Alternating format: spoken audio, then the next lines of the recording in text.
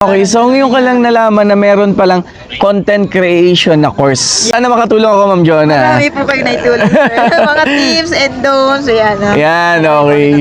So yun guys, sa mga gusto maging content creator, good news po. Meron na po pala si TESDA. Yes, Tama po. kami sa... We will be reporting content promotion report. And tonight, kasama po natin si Tikman Moto Vloga. Yan, Yes, sir. ito po. Pwede nyo bang ipakilala, sir, kung sino po? Sure, apo.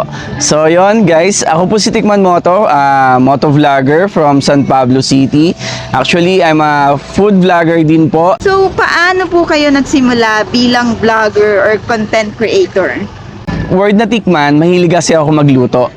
So, pangalawa naman, yung moto, it came from motorcycle. So, nauso yung moto vlogging dati, so nakiuso tayo. So, pinagsama ko yung pares kong habit na pares kong gusto, yung pagluluto at pagmumotor. So, kaya siya naging Tikman Moto. Parang naging passion nyo na siya, Yes, sir. my passion po. Yes. Ano po ang pinaka-effective mong paraan para mag-grow ng organic promotion? Organic promotion, sa akin, be natural eh. Yun yung sagot ko dun eh. Kasi kung tatanungin mo ako, doon sa dalawa, organic or ano yung isa?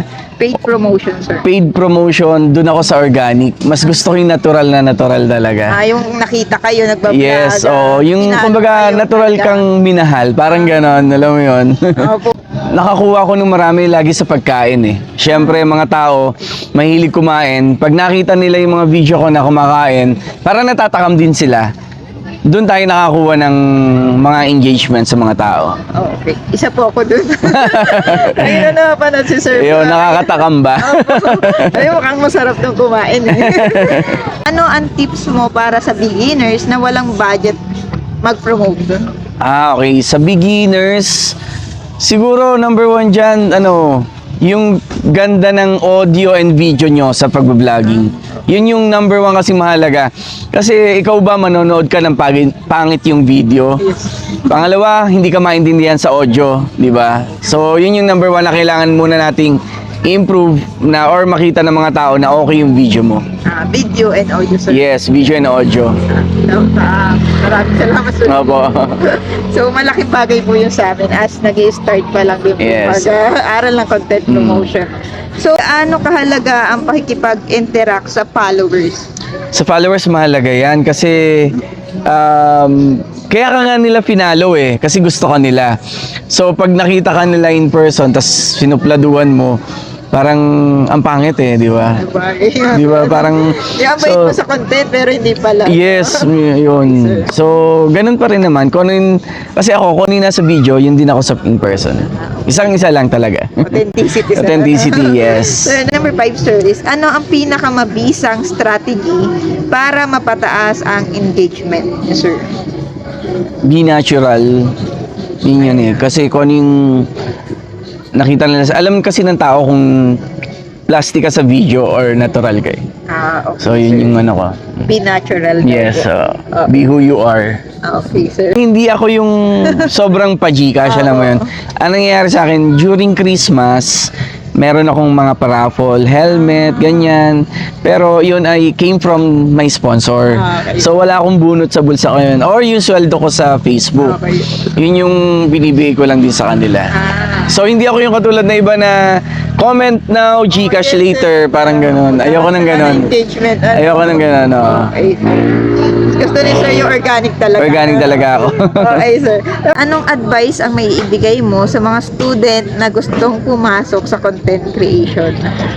Alapin mo kung ano yung gusto mo sa buhay, ano yung passion mo. Okay. Di ba? Kasi doon ka magaling. Ayun yung may share mo sa mga manonood sa'yo, kung ano yung the best mo, at alam mo yung ginagawa mo. Kaysa iba na hindi mo naman alam, napipilitan ka, hindi ka pa masaya.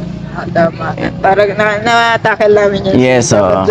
Kasi medyo marunong ka talaga. Yes, oh. And then the last one, the bonus question, sir, is kung may isang golden rule ka na maibibigay tungkol sa content promotion, ano iyon? Maiksi lang yan. Lagi kong dala-dala yan. Stay humble and always be happy. Yun lang naman sa akin yun. Yan. Para kay Sir, stay humble and be happy. Yan. Yun lang yun. Sa kanyang content. Okay, sir.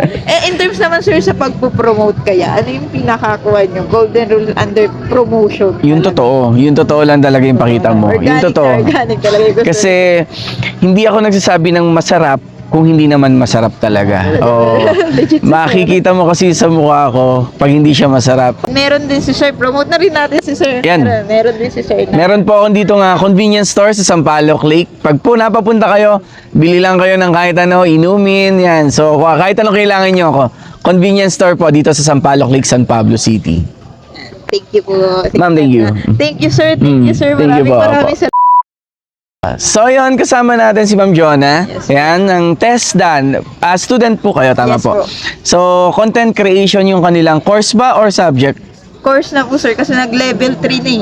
Okay. So, ngayon ka lang nalaman na meron palang content creation na course. Yes Ano, po. tama. So, yun. Na-interview tayo. Medyo mahaba pala yun. Ang daming tanong ni ma'am. Pero okay lang. At least, kung makakatulong po tayo, kahit ganun pa naman ako kababa na content creator. So, sana makatulong ako, Ma'am Jonah. Marami po kayo naitulong, sir. Mga tips and don'ts. Ayan. Yan, okay. So, yun guys, sa mga gusto maging content creator, good news po. Meron na po pala si TESDA. Yes, Tama po. po kami sa Alamino, sir. Nasa Alaminos po na TESDA. No? So, paano ba pumunta dyan, ma'am? Mag-walk-in, mag-online? Pwede po sila sa online. Pwede rin pong walk-in. Pagkatapos ba nun, ma'am, ilang million followers ka na?